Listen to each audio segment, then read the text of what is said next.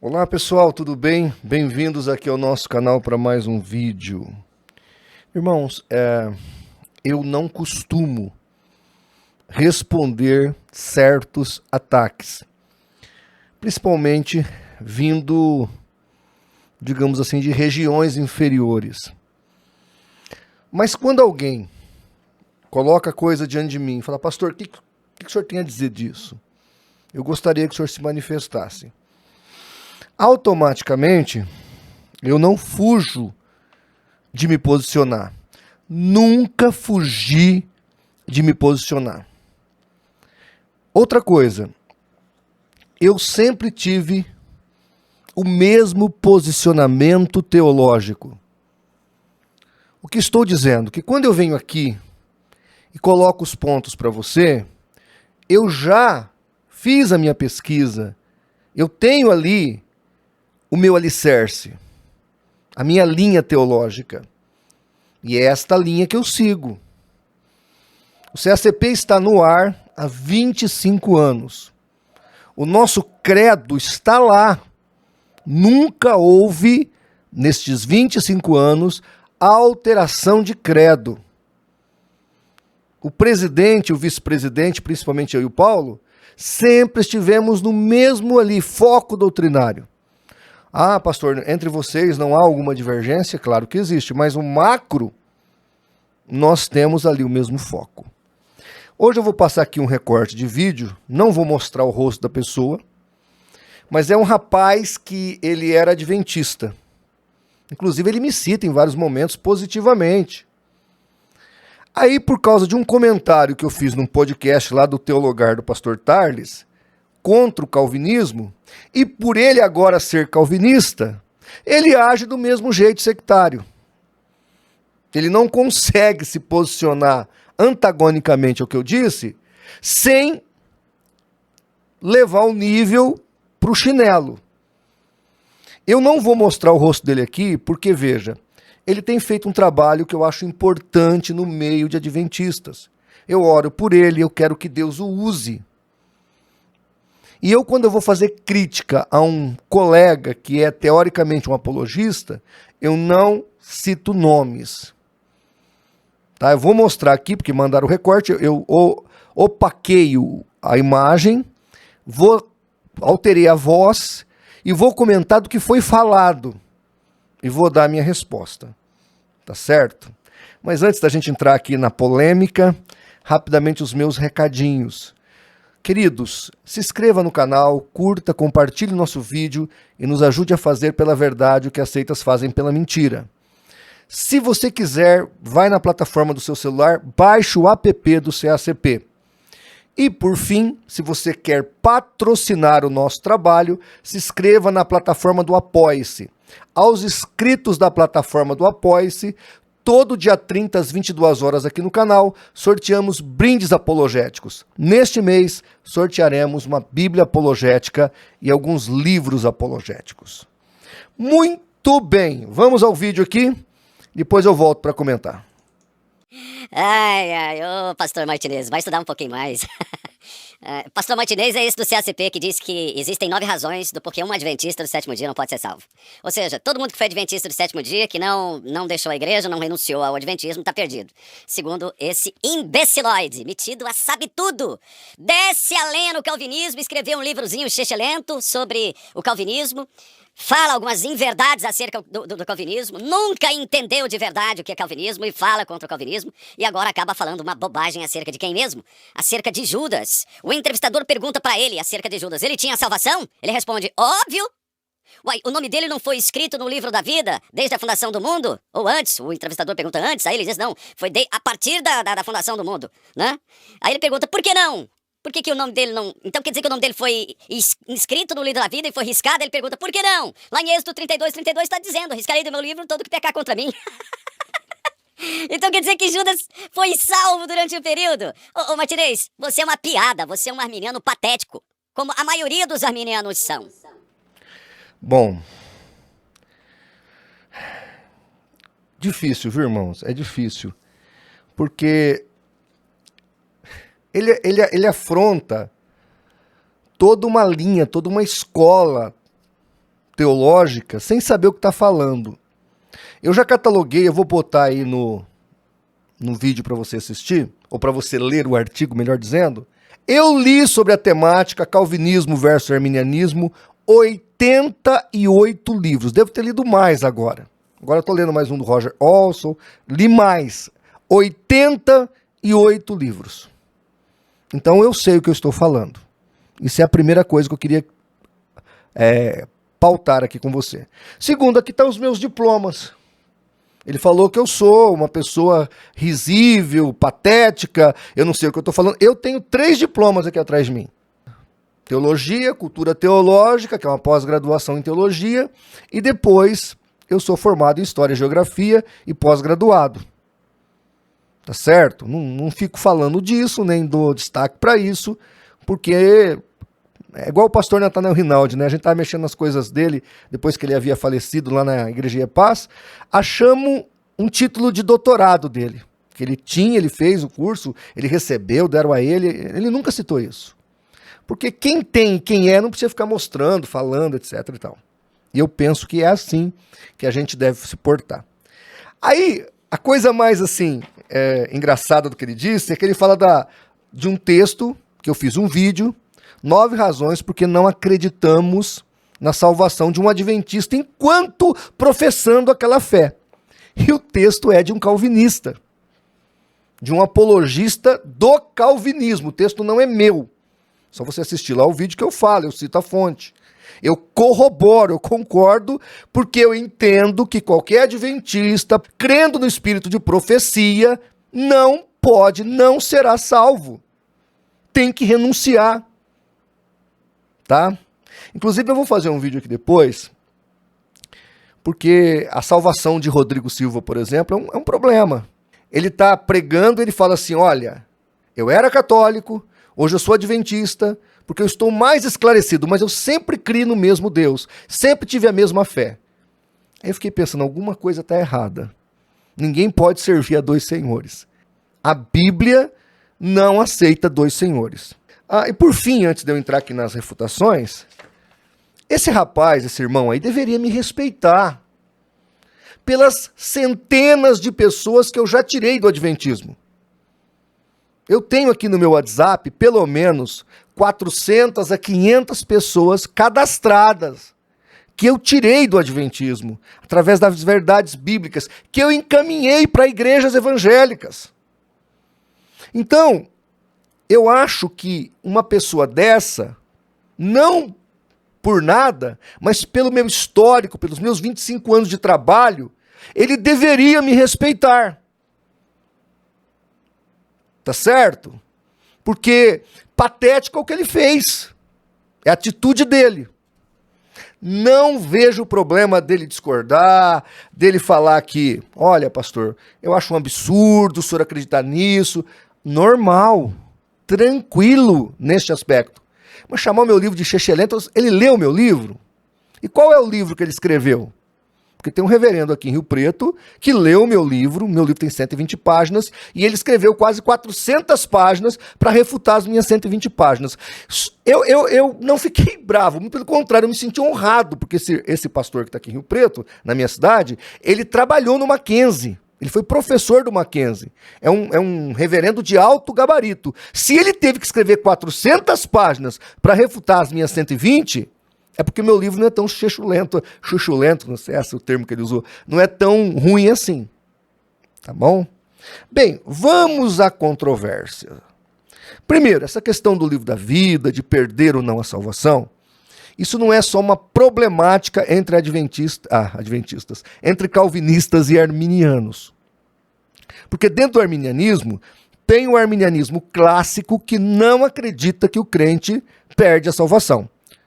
Uma vez salvo, sempre salvo. Dave Hunt, o maior escritor contra o calvinismo, escreveu Que Amor é Este, um livro belíssimo, detona o calvinismo, e ele defende, num dos capítulos do livro dele, que uma vez salvo, sempre salvo. O maior apologista do Brasil, não, do mundo. E ele é anticalvinista, mas defende que uma vez salvo, sempre salvo. Ok? Então, deixando isso bem claro, isso é uma controvérsia que existe. É modos de pensar, de ver os fatos, e eu respeito quem pensa diferente. A grande problemática é que nós temos a apostasia, nós temos vários textos bíblicos que falam de perda de salvação, que não vou entrar aqui no mérito. Ele falou do livro da vida, e realmente lá no podcast eu citei apenas Êxodo 32, 33, que diz o seguinte, estou pondo aí na tela para você acompanhar comigo. Então disse Yahvé a Moisés, ou disse o Senhor a Moisés, aquele que pecar contra mim, veja, é a trindade que está falando, viu, irmãos? Aqui Yahvé é o Pai, o Filho e o Espírito Santo, porque Yahvé não é o nome do Pai, Yahvé é o nome da trindade. Então Yahvé aqui está dizendo, aquele que pecar contra mim, a este riscarei do meu livro. Está muito claro, só faltou escrever o livro da vida, mas que livro seria esse a não ser o da vida, tá certo? E irmãos, livro aqui é no sentido memorial. Então Deus está deixando claro que vai tirar aquela pessoa da memória dele. Se tira a pessoa da memória dele, não tem salvação para aquela pessoa. Olha o Salmo 69, 28, Almeida Revista e Corrigida, olha aí comigo. Sejam riscados do livro da vida e não sejam escritos com os justos. Tá claro? Agora olha Apocalipse 3:5 e perceba a condicional. Ao que vencer, será vestido de vestes brancas, e de maneira nenhuma riscarei o seu nome do livro da vida. E confessarei o seu nome diante do meu Pai e diante dos seus anjos. Por que Jesus está falando isso para a igreja? E ele exorta as 7 igrejas. Porque muitos ali estavam se desviando. E aqui há uma condicional. O que vencer será vestido com vestes brancas, e este que vencer, de maneira nenhuma eu riscarei o nome dele do livro da vida. Então aqui é um alerta, Apocalipse 3:5 é um alerta sobre esta problemática. Olha Apocalipse 22:19, ali as pessoas que estariam tirando partes da palavra de Deus. Diz o texto bíblico, e se alguém tirar quaisquer palavras do livro desta profecia, Deus tirará a sua parte do livro da vida e da cidade santa, das coisas que estão escritas neste livro. Apocalipse 22:19. Então, se alguém tirar alguma coisa do que está na palavra, Deus vai tirar a parte dele do livro da vida e da cidade santa. Para mim, isso aqui é uma advertência de perda de salvação. Então, gente, aqui só está textos bíblicos. Textos bíblicos. O outro texto que ele vai falar ali no excremento todo que ele joga ali no vídeo dele, ele cita Apocalipse 13:8. E aqui eu quero que você observe que é um anacronismo literário. Vou explicar. Quando você pega Daniel tem 4 visões. Cada visão daquela tem décadas entre uma visão e outra. Ele escreve, demora 10, 15, 20 anos, escreve a outra visão, recebe a outra visão. Então, o livro de Daniel é um livro que demorou bastante tempo para ser escrito. O Apocalipse não. João senta, pega a pena e a caneta, recebe a revelação e escreve. Então existe os anacronismo literário, ou seja, está fora do tempo porque tem motivo, ele já viu todo o fato. Não sei se você já esteve assistindo um filme e de repente começa uma cena onde o cara está correndo com um tiro nas costas. E aí aparece uma voz. Você deve se perguntar, por que cheguei até aqui passando por isso? Aí o filme começa no início.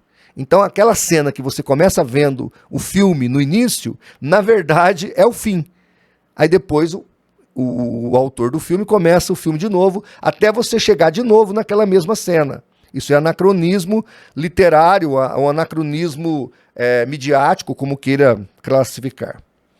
Agora, olha Apocalipse 13:8, e aqui tem um texto que está entre parênteses.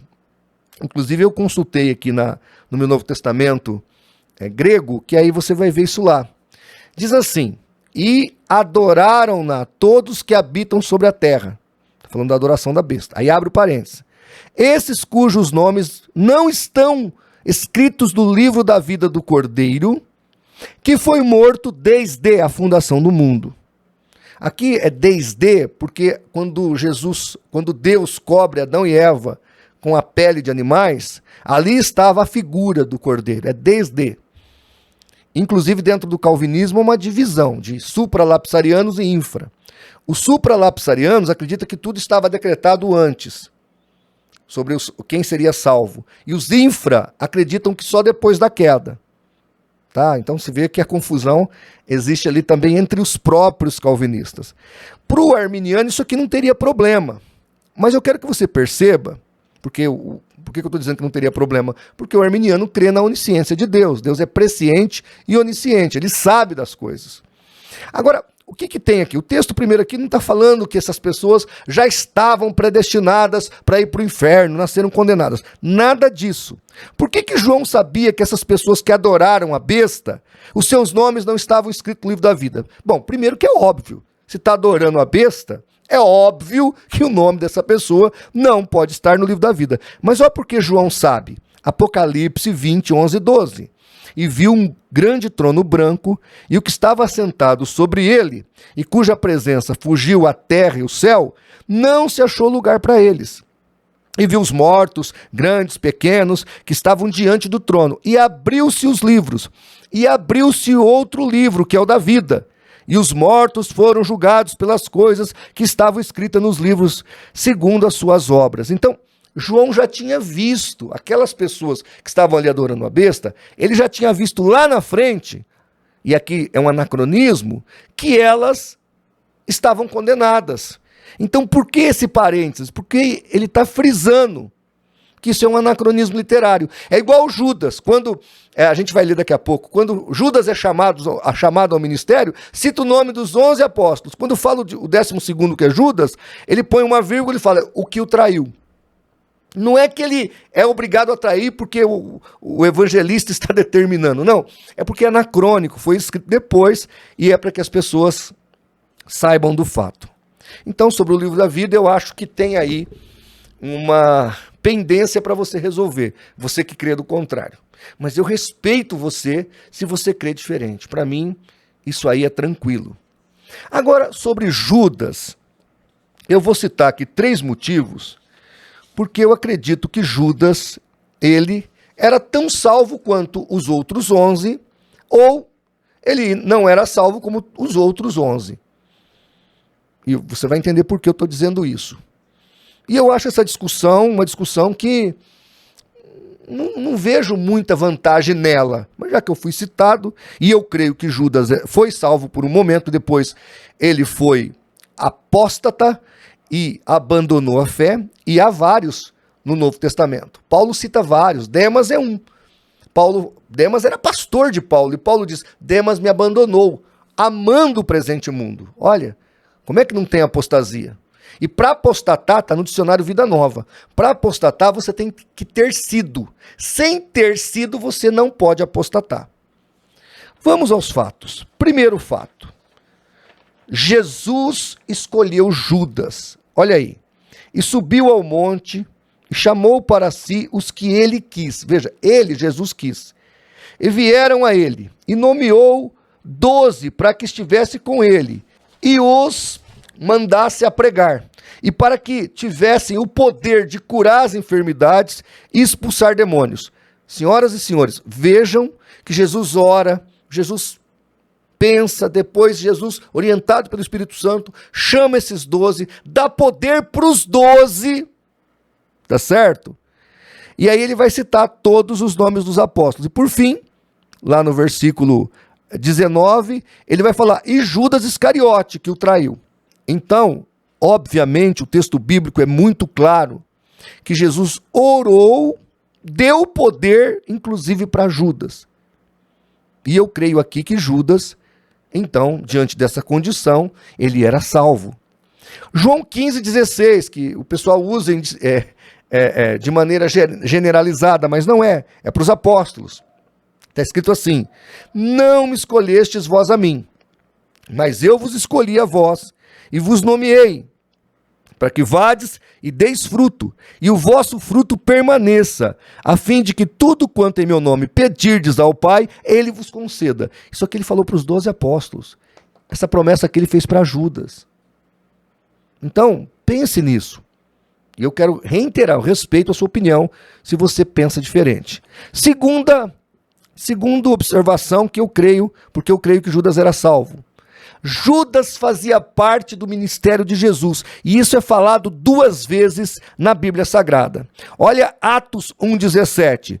Porque Judas foi contado conosco e alcançou sorte neste ministério. Irmãos, Judas alcançou sorte neste ministério. Que sorte é essa? É a sorte de ter sido chamado por Cristo. É a sorte de ter sido nomeado por Cristo. Por fim, ainda sobre esta nomeação, diz o livro de Atos 1,25. Para que tome parte neste ministério no apostolado, está falando de Matias, de que Judas se desviou. Então veja, Judas era um desviado. Judas era um desviado. Muito claramente aqui nas Escrituras. Para ser um apóstata, ele teria que ter sido um salvo.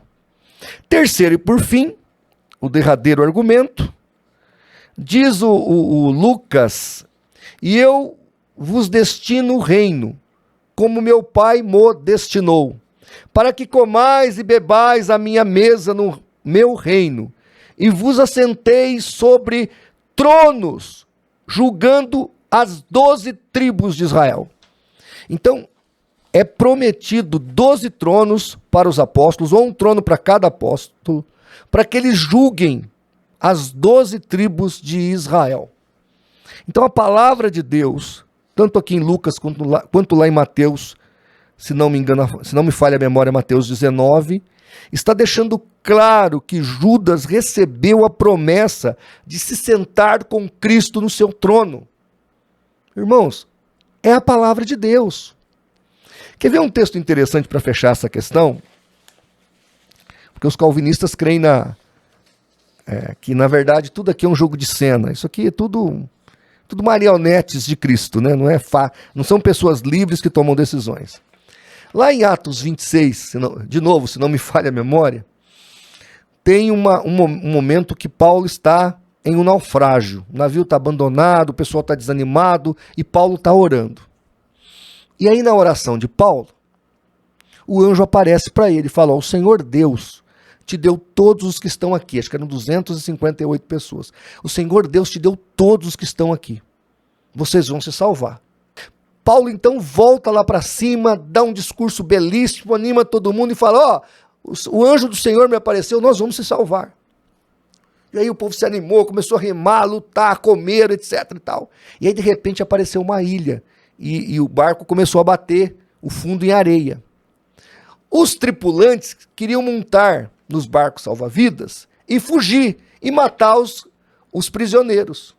Paulo olhou para o capitão e disse assim: se eles descerem no botel, se eles pegarem os barcos salva-vidas, eles não se salvarão. O capitão então vai lá, corta as cordas, joga os barcos salva-vidas no mar e ele fala: ninguém vai descer desse navio. Então o navio vai, encalha, e aí eles nadam até a praia e todos se salvam. Mas espera aí, uma vez salvo, sempre salvo. Por que Paulo falou: não, tá tudo bem com o comandante, não tem problema não se eles pularem lá no botel, descer nos barcos salva-vidas, porque o anjo falou que vai estar todo mundo salvo. Não era isso que Paulo acreditava. Pedro vai dizer o seguinte: olha, vocês são eleitos, mas façam assim para vocês confirmarem a vossa eleição. Se vocês não fizerem assim, vocês não confirmam a eleição de vocês. Então a minha missão aqui, irmãos, é dar um alerta teológico, bíblico, de amor para você, ficar atento e toma cuidado com os falsos profetas. Então nós temos que prestar atenção nos alertas bíblicos para não cair em engodo. Nem achar que eu posso me salvar por mim mesmo, porque eu preciso da ajuda do Espírito Santo, mas também não ter a arrogância que eu já estou salvo. Outro dia um pastor me ligou, falou que foi ajudar um membro de uma igreja calvinista. O cara já tinha adulterado 2 vezes, estava numa boca de fumo cheio de cocaína na fuça, e o pastor ali, arminiano, tentando trazê-lo, mandando ele de volta para a igreja calvinista dele. E aí o cara falou assim: não, fica tranquilo, reverendo, fica tranquilo, porque na hora certa eu volto, eu sou um eleito, eu já estou predestinado. Você é que tem que tomar cuidado, porque você é arminiano, você vai para o inferno. Quer dizer, o cara estava drogado, tinha adulterado 2 vezes, estava na boca de fumo, o pastor arminiano foi lá evangelizar o cara, e ele ainda assim, com toda arrogância, criticou o pastor, disse que o pastor ainda estava errado, que a doutrina do pastor é que estava errada. E ele lá na desgraça total, falando do outro. Ai, Jesus, que Deus tenha misericórdia de nós. Irmãos, de novo, você quer achar que Judas nunca foi salvo? Ok, é teu ponto de vista. Eu estou te lendo a palavra, eu estou te mostrando a verdade. E conhecereis a verdade, e a verdade vos libertará. Tá bom? Gente, Deus abençoe a sua vida, e se Deus assim permitir, até o nosso próximo vídeo. Um grande abraço.